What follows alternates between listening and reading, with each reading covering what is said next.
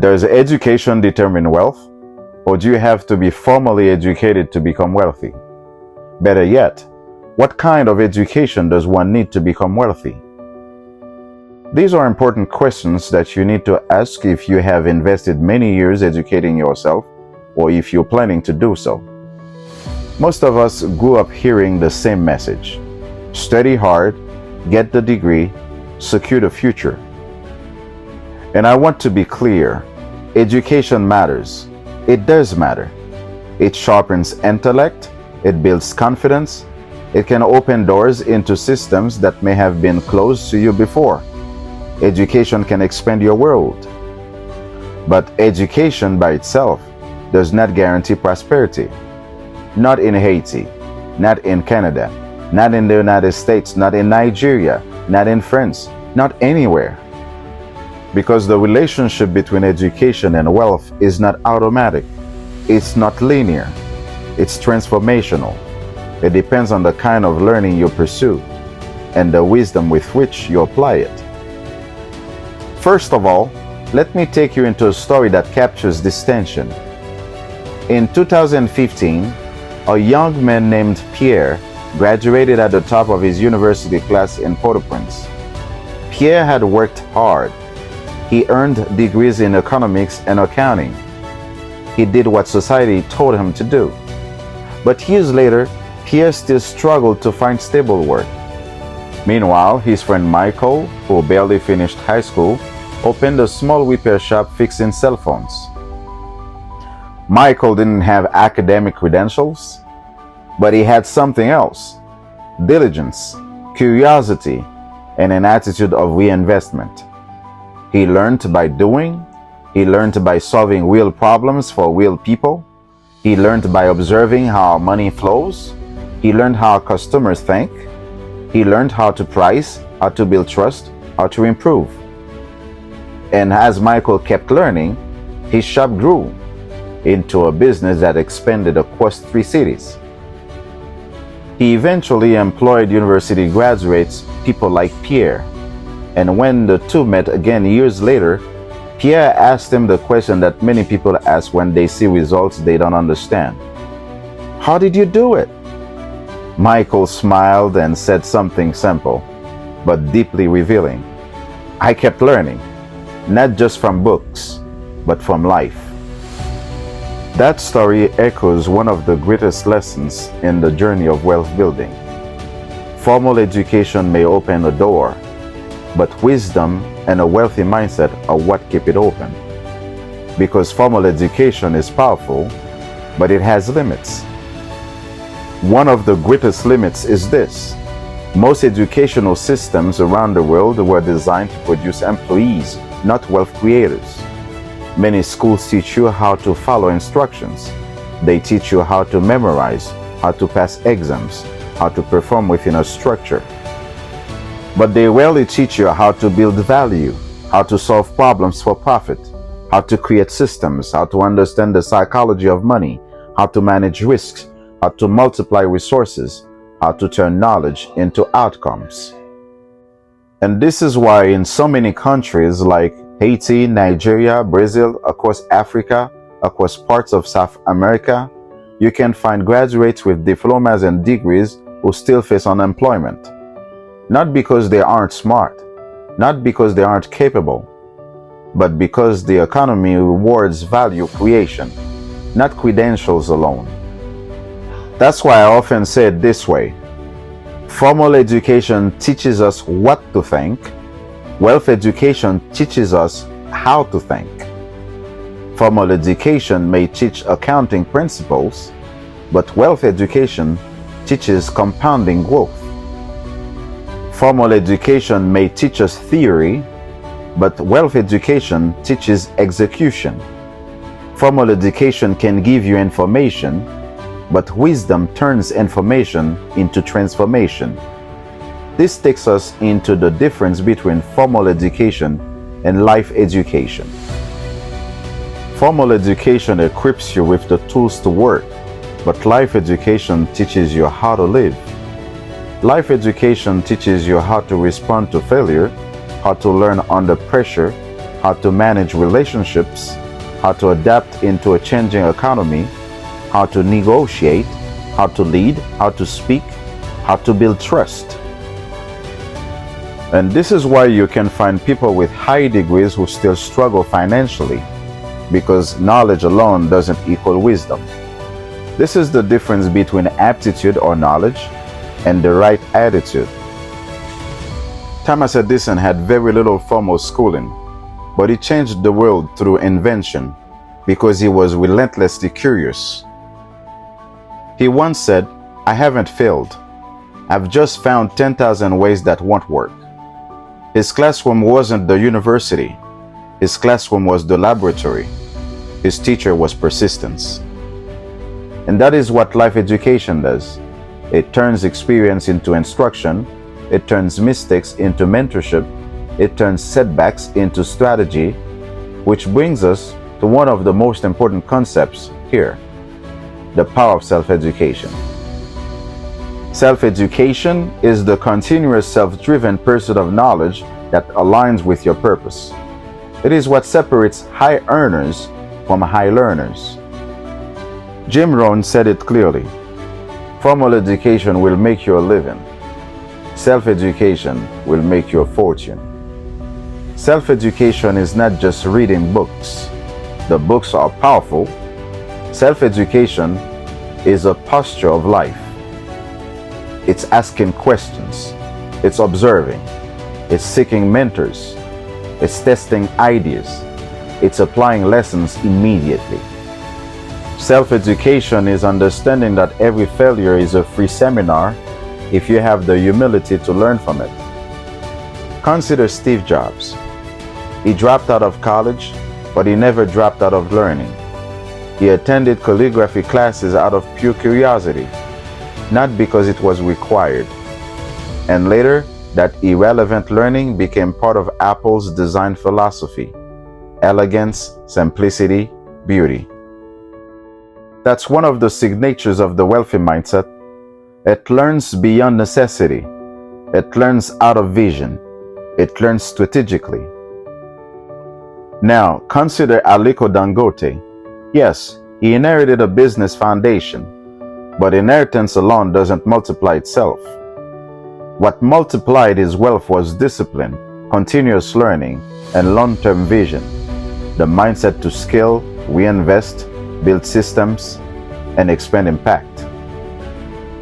Or think of Madam C.J. Walker. With little formal education, she studied products, markets, and people. She learned the needs of her community. She created solutions. She built a business. And she became the first self-made female millionaire in America. Her classroom was not a lecture hall. Her classroom was life. And then there's Akon. Akon, the Senegalese-American singer, turned fame into empowerment.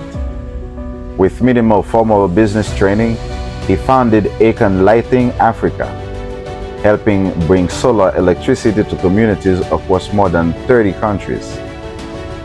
That is applied wisdom. That is education beyond textbooks.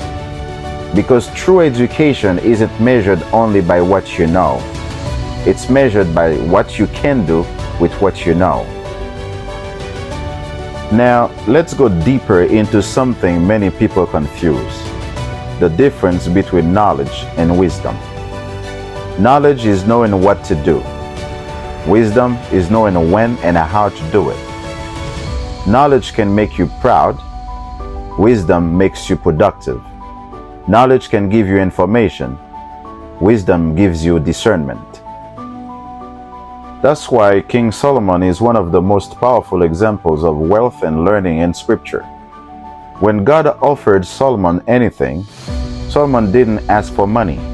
He asked for wisdom. He prayed in 1 Kings 3 verse 9, "Give your servant an understanding heart, and I may discern between good and bad." And what happened? Because Solomon asked for wisdom, God gave him wisdom and also riches and honor.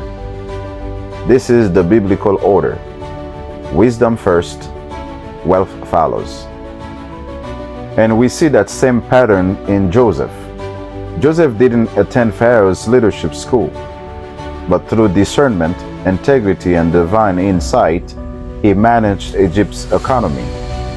He interpreted the seasons. He stored in abundance. He distributed in famine. Joseph is proof that spiritual intelligence, strategy, and stewardship can elevate a person within any system. Even Daniel, educated in Babylon's academy, didn't thrive because of Babylon's education alone. Daniel 1, verse 17, tells us his wisdom came through divine revelation. Education filled Daniel's mind, yes, but revelation sharpened his decisions. And that leads us to a critical point. In today's world, we talk about IQ, intelligence quotient. We talk about EQ, emotional intelligence.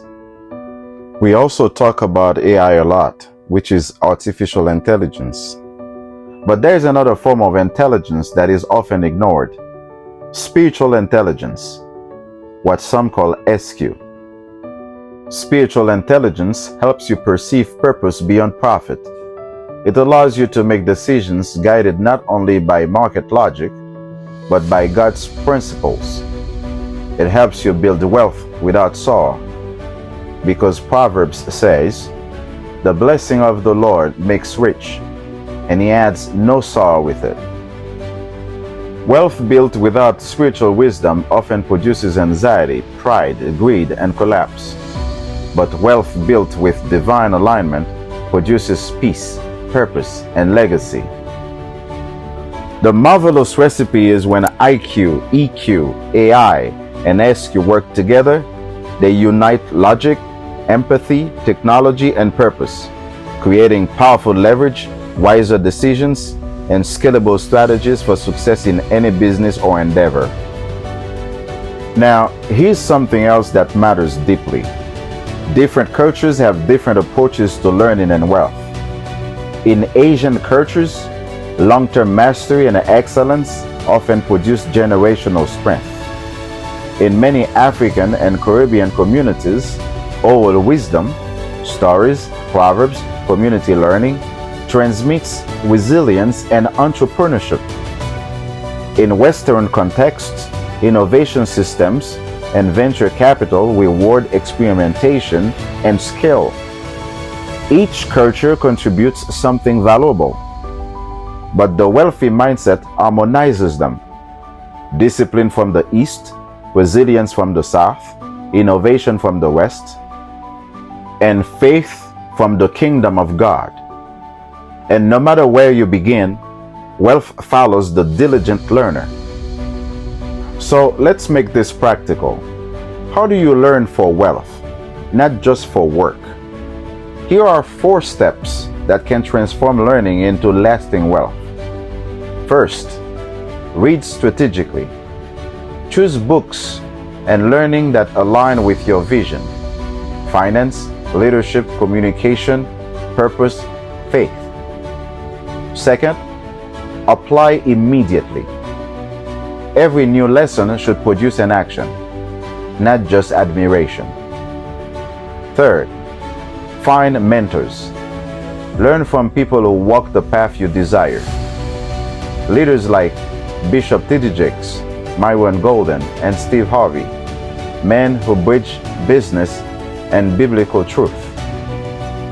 Mentorship shortens times. And fourth, teach others, because the best way to learn is to teach. When you share knowledge, you multiply understanding. So here's the conclusion. Does education determine wealth?